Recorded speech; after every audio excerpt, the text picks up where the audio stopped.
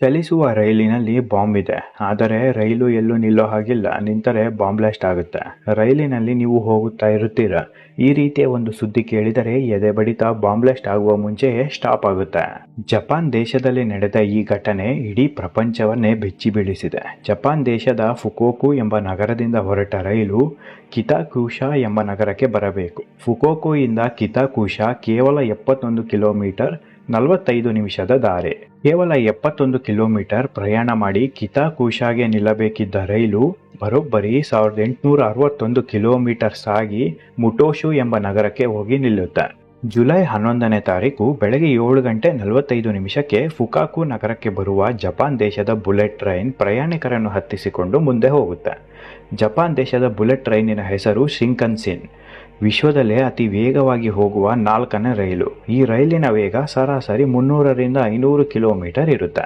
ಫುಕೋಕು ನಗರದಿಂದ bullet train ಹೊರಟ ಮೇಲೆ ಜಪಾನ್ ದೇಶದ ರಾಯಭಾರಿ ಕಚೇರಿಗೆ ಒಂದು ಕರೆ ಬರುತ್ತೆ. ಫುಕೋಕು ನಗರದಿಂದ ಹೊರಟ ಬುಲೆಟ್ ಟ್ರೈನ್ನಲ್ಲಿ ಬಾಂಬ್ ಇದೆ. ರೈಲು ಏನಾದರೂ 300 ಕಿಲೋಮೀಟರ್ ವೇಗ ಮೇಂಟೈನ್ ಮಾಡಲಿಲ್ಲ ಅಂದರೆ ಬಾಂಬ್ ಬ್ಲಾಸ್ಟ್ ಆಗುತ್ತೆ. ಯಾವುದೇ ಕಾರಣಕ್ಕೂ 300 ಕಿಲೋಮೀಟರ್ಗಿಂತ ಕಡಿಮೆ ಸ್ಪೀಡಲ್ಲಿ ರೈಲು ಚಲಾಯಿಸುವಂತಿಲ್ಲ ಎಂದು ಕರೆಯಲ್ಲಿ ಹೇಳುತ್ತಾರೆ. ಈ ವಿಚಾರವನ್ನು ಅಧಿಕಾರಿಗಳು ನೇರವಾಗಿ ರೈಲಿನ ಚಾಲಕನಿಗೆ ತಿಳಿಸುತ್ತಾರೆ. ಯಾವುದೇ ಕಾರಣಕ್ಕೂ 300 ಕಿಲೋಮೀಟರ್ ವೇಗವನ್ನು ಕಡಿಮೆ ಮಾಡಬೇಡ. 300 ಕಿಲೋಮೀಟರ್ಗೂ ಹೆಚ್ಚಿನ ವೇಗದಲ್ಲಿ ರೈಲನ್ನು ಓಡಿಸು. ರೈಲಲ್ಲಿ ಇದ್ದ ಮೇಂಟೆನೆನ್ಸ್ ಸಿಬ್ಬಂದಿಗೂ ಈ ವಿಚಾರದ ಬಗ್ಗೆ ಮಾಹಿತಿ ಕೊಡುತ್ತಾರೆ. ಬಾಂಬ್ ಹುಡುಕುವ ಕಾರ್ಯ ಆರಂಭ ಮಾಡುತ್ತಾರೆ. ಡ್ರೈವರ್ ಕುಳಿತಿದ್ದ ಕ್ಯಾಬಿನೆಟ್ ಕೆಳಗಡೆ ಬಾಂಬ್ ಫಿಕ್ಸ್ ಆಗಿರೋದು ಕಂಡುಬರುತ್ತೆ.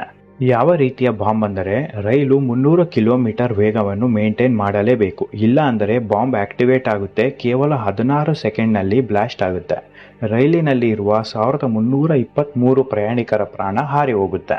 ರೈಲು ಓಡಿಸುತ್ತಿರುವ ಚಾಲಕನಿಗಾಗಲಿ ರೈಲು ಸಿಬ್ಬಂದಿಗೆ ಆಗಲಿ ರೈಲಿನಲ್ಲಿ ಕುಳಿತಿರುವ ಪ್ರಯಾಣಿಕರಿಗಾಗಲಿ ಯಾರಿಗೂ ಬಾಂಬ್ ಡಿಫ್ಯೂಸ್ ಮಾಡೋದಕ್ಕೆ ಬರೋದಿಲ್ಲ.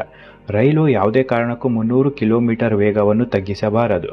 ಬಾಂಬ್ ಡಿಫ್ಯೂಸ್ ಮಾಡೋದು ಒಂದು ದೊಡ್ಡ ಸಮಸ್ಯೆ ಅಂದುಕೊಂಡರೆ ಮತ್ತೊಂದು ಕಡೆ ಇದಕ್ಕಿಂತ ಒಂದು ದೊಡ್ಡ ಸಮಸ್ಯೆ ಎದುರಾಗುತ್ತೆ. ರೈಲು 300 ಕಿಲೋಮೀಟರ್ ವೇಗವಾಗಿ ಹೋಗುತ್ತಿದೆ. ಎದುರುಗಡೆ ಮತ್ತೊಂದು ಟ್ರೈನ್ ಏನಾದರೂ ಬಂದರೆ ಅಲ್ಲಿಗೆ ಕತೆ ಮುಗಿಯಿತು. ಜಪಾನ್ ದೇಶದ ಪೊಲೀಸ್ ಅಧಿಕಾರಿಗಳು ಬಾಂಬ್ ಹೊತ್ತುಕೊಂಡು ಬರುತ್ತಿರುವ ಬುಲೆಟ್ ಟ್ರೈನ್ ಬರುವ ದಾರಿ ಸಂಪೂರ್ಣ ಕ್ಲಿಯರ್ ಮಾಡಲು ಸೂಚನೆ ಕೊಡುತ್ತಾರೆ. ಬರೋಬ್ಬರಿ 2100 ಕಿಲೋಮೀಟರ್ ತನಕ ಈ ಟ್ರೈನ್ಗೆ ಯಾವುದೇ ಬೇರೆ ರೀತಿಯ ಟ್ರೈನ್ ಅಡ್ಡ ಬರದ ಹಾಗೆ ಇನ್ಸ್ಟ್ರಕ್ಷನ್ಸ್ ಅನ್ನು ಎಲ್ಲಾ ಟ್ರೈನ್ಗಳು ಮತ್ತು ಎಲ್ಲಾ ರೈಲ್ವೆ ಸ್ಟೇಷನ್ಗಳಿಗೂ ಫಾರ್ವರ್ಡ್ ಮಾಡಲಾಗುತ್ತೆ. ಈ 2100 ಕಿಲೋಮೀಟರ್ ರೈಲು ವ್ಯಾಪ್ತಿಯಲ್ಲಿ ಓಡಾಡೋದು ಬರೋಬ್ಬರಿ 16,000 ರೈಲುಗಳು. ಈ 16,000 ರೈಲುಗಳನ್ನು ತಡೆಯಬೇಕು ಅಂದರೆ ಅದು ಅಷ್ಟು ಸುಲಭದ ಮಾತಲ್ಲ. ಜಪಾನ್ ದೇಶದಲ್ಲಿ ಪ್ರತಿ 50 ಕಿಲೋಮೀಟರ್ಗೆ ರೈಲು ಸ್ಟೋರೇಜ್ ಬಿಲ್ಡಿಂಗ್ ಇರುತ್ತೆ. ಈ ಬಿಲ್ಡಿಂಗ್ಗಳಲ್ಲಿ 30ರಿಂದ 50 ರೈಲುಗಳನ್ನು ನಿಲ್ಲಿಸಬಹುದು. ಅಷ್ಟು ದೊಡ್ಡದಾಗಿರುತ್ತೆ. 2100 ಕಿಲೋಮೀಟರ್ ರೈಲು ಮಾರ್ಗದಲ್ಲಿ ಓಡಾಡುವ ರೈಲುಗಳನ್ನು ಸ್ಟೋರೇಜ್ ಬಿಲ್ಡಿಂಗ್ಗಳಲ್ಲಿ ತುಂಬಿಸಲಾಗುತ್ತೆ. ಬಾಂಬ್ ಹೊತ್ತಿಕೊಂಡು ಬರುತ್ತಿರುವ ರೈಲಿಗೆ ದಾರಿ ಸುಲಭ ಮಾಡಿಕೊಡುತ್ತಾರೆ. ಸ್ನೇಹಿತರೆ, ವಿಶ್ವದಲ್ಲೇ ಮೊದಲ ಬಾರಿ ಕೇವಲ 90 ನಿಮಿಷದಲ್ಲಿ 16,000 ರೈಲುಗಳನ್ನು ಗೋಡೌನ್ನಲ್ಲಿ ನಿಲ್ಲಿಸಲಾಗುತ್ತೆ. ವಿಶ್ವದಲ್ಲೇ ಅತಿ ದೊಡ್ಡ ರೆಸ್ಕ್ಯೂ ಮಷೀನ್ ಎಂಬ ಹೆಗ್ಗಳಿಕೆ ಜಪಾನ್ ದೇಶಕ್ಕೆ ಸಿಗುತ್ತೆ. ರೈಲಲ್ಲಿ ಇರುವ ಬಾಂಬ್ ಡಿಫ್ಯೂಸ್ ಆಗುವ ತನಕ ಸಂಪೂರ್ಣ ಜಪಾನ್ ದೇಶದ ರೈಲನ್ನು ಬಂದ್ ಮಾಡಲಾಗುತ್ತೆ. ಈಗ ರೈಲು ಮುಂದೆ ಸಾಗೋದಕ್ಕೆ ಯಾವುದೇ ಅಡಚಣೆ ಇಲ್ಲ. ಆದರೆ ಈ ಬುಲೆಟ್ ಟ್ರೈನ್ ಎಲೆಕ್ಟ್ರಿಕ್. ಒಂದು ಚಾರ್ಜ್ಗೆ 600 ಕಿಲೋಮೀಟರ್ ದೂರದ ತನಕ ಹೋಗುತ್ತೆ. ಟ್ರೈನಲ್ಲಿ ಎಕ್ಸ್ಟ್ರಾ ಬ್ಯಾಟರಿಗಳು ತುಂಬಾ ಇರುತ್ತೆ. ಆದರೆ ಒರಿಜಿನಲ್ ರೀತಿಯ ಬ್ಯಾಟರಿ ಬ್ಯಾಕಪ್ ಬರೋದಿಲ್ಲ. ಟ್ರೈನಲ್ಲಿ ಇರುವ ಬ್ಯಾಟರಿ ಏನಾದರೂ ಕಮ್ಮಿ ಆದರೆ 300 ಕಿಲೋಮೀಟರ್ ವೇಗ ತಗ್ಗುತ್ತೆ. ಬಾಂಬ್ ಬ್ಲಾಸ್ಟ್ ಆಗುತ್ತೆ. ಸಾವಿರಾರು ಜನರ ಪ್ರಾಣ ಹಾರಿ ಹೋಗುತ್ತೆ. ಜಪಾನ್ ಮಿಲಿಟರಿ ಫುಲ್ ಚಾರ್ಜ್ ಆಗಿರುವ ಟ್ರೈನ್ ಒರಿಜಿನಲ್ ಬ್ಯಾಟರಿಗಳನ್ನು ಅಟ್ಯಾಕ್ ಹೆಲಿಕಾಪ್ಟರ್ಗಳಲ್ಲಿ ಹೊತ್ತು ತರುತ್ತಾರೆ. ಜಪಾನ್ ದೇಶದಲ್ಲಿರುವ ವಿಶೇಷ ಅಟ್ಯಾಕ್ ಹೆಲಿಕಾಪ್ಟರ್ಗಳು ಗಂಟೆಗೆ 500 ಕಿಲೋಮೀಟರ್ ವೇಗವಾಗಿ ಹಾರುತ್ತೆ. ಈ ಬುಲೆಟ್ ರೈಲಿಗೆ ಸರಿ ಸಮಾನವಾಗಿ ಹಾರಬಲ್ಲ ಈ ಹೆಲಿಕಾಪ್ಟರ್ಗಳು. ಬರೋಬ್ಬರಿ 6 ಹೆಲಿಕಾಪ್ಟರ್ಗಳೊಂದಿಗೆ ಮಿಲಿಟರಿ ಬರುತ್ತೆ. ಈಗ ದೊಡ್ಡ ಚಾಲೆಂಜ್ ಏನಪ್ಪಾ ಅಂದರೆ 300 ಕಿಲೋಮೀಟರ್ ವೇಗವಾಗಿ ರೈಲು ಓಡುತ್ತಿದೆ. ರೈಲಿನ ಮೇಲೆ 300 ಕಿಲೋಮೀಟರ್ ವೇಗವಾಗಿ ಹೆಲಿಕಾಪ್ಟರ್ ಹಾರುತ್ತಿದೆ.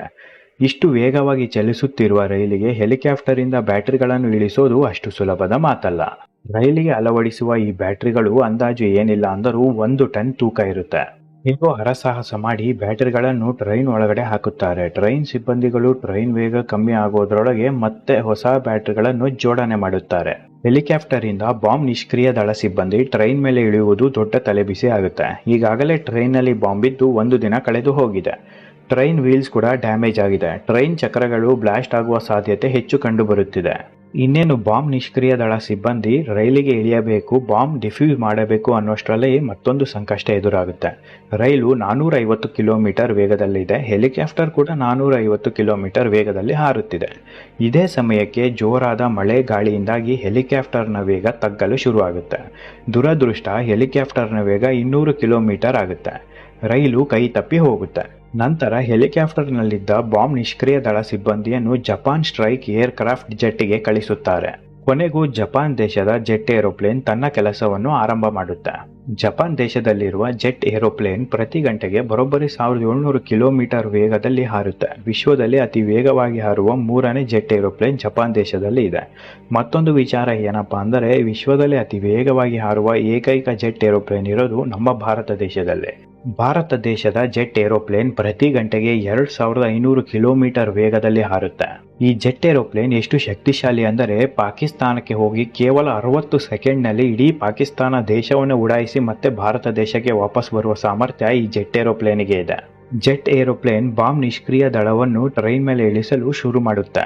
ಒಂದು ದುಃಖದ ಸಂಗತಿ ಏನಪ್ಪಾ ಅಂದರೆ, ಜೆಟ್ ಏರೋಪ್ಲೇನ್ ನಿಷ್ಕ್ರಿಯ ದಳದ ಸಿಬ್ಬಂದಿಯನ್ನು ಇಳಿಸುವಾಗ ಆಯ ತಪ್ಪಿ ಕೆಳಗೆ ಬಿದ್ದು ಒಬ್ಬ ನಿಷ್ಕ್ರಿಯ ದಳದ ಸಿಬ್ಬಂದಿ ಪ್ರಾಣ ಕಳೆದುಕೊಳ್ಳುತ್ತಾನೆ. 5 ಜನ ಬಾಂಬ್ ನಿಷ್ಕ್ರಿಯ ದಳದ ಸಿಬ್ಬಂದಿಯಲ್ಲಿ ಒಬ್ಬರ ಪ್ರಾಣ ಹೋಗುತ್ತೆ. ರೈಲು ಒಳಗೆ ನುಗ್ಗಿದ ಬಾಂಬ್ ನಿಷ್ಕ್ರಿಯ ದಳದ ಸಿಬ್ಬಂದಿ ಬಾಂಬ್ ಅನ್ನು ಡಿಫ್ಯೂಸ್ ಮಾಡುತ್ತಾರೆ. ಈ ಬಾಂಬ್ ಡಿಫ್ಯೂಸ್ ಮಾಡೋದಕ್ಕೆ ನಿಷ್ಕ್ರಿಯ ದಳದ ಸಿಬ್ಬಂದಿ ತೆಗೆದುಕೊಂಡ ಸಮಯ ಬರೋಬ್ಬರಿ 2 ಗಂಟೆಗಳ ಕಾಲ. ಇಷ್ಟೊತ್ತಿಗಾಗಲೇ 1785 ಕಿಲೋಮೀಟರ್ ರೈಲು ಕ್ರಮಿಸಿರುತ್ತೆ. ಮುಟುಸು ಎಂಬ ನಗರಕ್ಕೆ ರೈಲು ಬಂದು ನಿಲ್ಲುತ್ತೆ. ರೈಲ್ನಲ್ಲಿ ಇದ್ದ ಎಲ್ಲಾ ಸಿಬ್ಬಂದಿಯನ್ನು ಮಿಲಿಟರಿ ಅವರು ಸುರಕ್ಷಿತ ಜಾಗಕ್ಕೆ ಕರೆತರುತ್ತಾರೆ. ತನಿಖೆ ಮಾಡಿದಾಗ ಗೊತ್ತಾಗೋದು, ಬೆಳಗ್ಗೆ 7:45 ಫುಕಾಕೋ ನಗರಕ್ಕೆ ಬಂದ ರೈಲು 20 ನಿಮಿಷ ನಿಲ್ಲುತ್ತೆ. ಇದೇ ಸಮಯದಲ್ಲಿ ಬಾಂಬ್ ಫಿಕ್ಸ್ ಮಾಡಲಾಗಿದೆ ಎಂದು ಬೆಳಕಿಗೆ ಬರುತ್ತೆ. ಫುಕಾಕುವ ರೈಲು ನಿಲ್ದಾಣದಲ್ಲಿ 40 ಜನ ಕೆಲಸ ಮಾಡುತ್ತಿದ್ದಾರೆ. ಅದರಲ್ಲಿ 3 ಜನ ಕೆಲಸಗಾರರು ನಾಪತ್ತೆಯಾಗಿದ್ದಾರೆ. ಬಾಂಬ್ ಬಿಟ್ಟಿದ್ದು ಯಾರು, ಇದರ ಹಿಂದೆ ಯಾರ ಕೈವಾಡ ಇದೆ ಎಂಬುದು ಇಂದಿಗೂ ಬೆಳಕಿಗೆ ಬಂದಿಲ್ಲ. ತನಿಖೆ ನಡೆಯುತ್ತಲೇ ಇದೆ. ಈ ಘಟನೆಯಿಂದ ಇಡೀ ಪ್ರಪಂಚವೇ ಎಚ್ಚೆತ್ತುಕೊಂಡಿದೆ. ಈ ಟೆರರಿಸ್ಟ್ಗಳು ಕಂಡುಹಿಡಿದಿರುವ ಹೊಸ ರೀತಿಯ ಸ್ಪೀಡೋಮೀಟರ್ ಬಾಂಬಿಂದ ಇನ್ನು ಎಷ್ಟು ಅನಾಹುತಗಳು ಆಗುತ್ತೋ ದೇವರೇ ಬಲ್ಲ. ಜಪಾನ್ ದೇಶದ ಸರ್ಕಾರ ಚೈನಾ ದೇಶವನ್ನು ದೂಷಿಸಿದೆ. ಈ ಬಾಂಬ್ ತಯಾರು ಮಾಡಿದ್ದು ಚೈನಾ ದೇಶವೇ ಎಂದು ಹೇಳುತ್ತಿದೆ. ಭಾರತ ದೇಶದ ಸರ್ಕಾರ ಕೂಡ ಈ ಜಪಾನ್ ದೇಶದಲ್ಲಿ ನಡೆದ ಘಟನೆಯನ್ನು ಖಂಡಿಸಿದೆ. ಸ್ನೇಹಿತರೆ, ನಿಮಗೆ ಈ ವಿಡಿಯೋ ಇಷ್ಟ ಆಗಿದ್ರೆ ದಯವಿಟ್ಟು ಒಂದು ಲೈಕ್ ಕೊಡಿ, ಶೇರ್ ಮಾಡಿ, ಸಬ್ಸ್ಕ್ರೈಬ್ ಮಾಡಿ, ಪಕ್ಕದಲ್ಲೇ ಇರುವ ಬೆಲ್ ಐಕಾನ್ ಪ್ರೆಸ್ ಮಾಡೋದನ್ನ ಮರೆಯಬೇಡಿ. ಇದೇ ರೀತಿ ಇಂಟ್ರೆಸ್ಟಿಂಗ್ ವಿಚಾರದೊಂದಿಗೆ ಖಂಡಿತ ಮುಂದಿನ ವಿಡಿಯೋದಲ್ಲಿ ಬರುತ್ತೇನೆ. ಅಲ್ಲಿವರೆಗೂ ಎಲ್ಲರಿಗೂ ಶುಭ ದಿನ.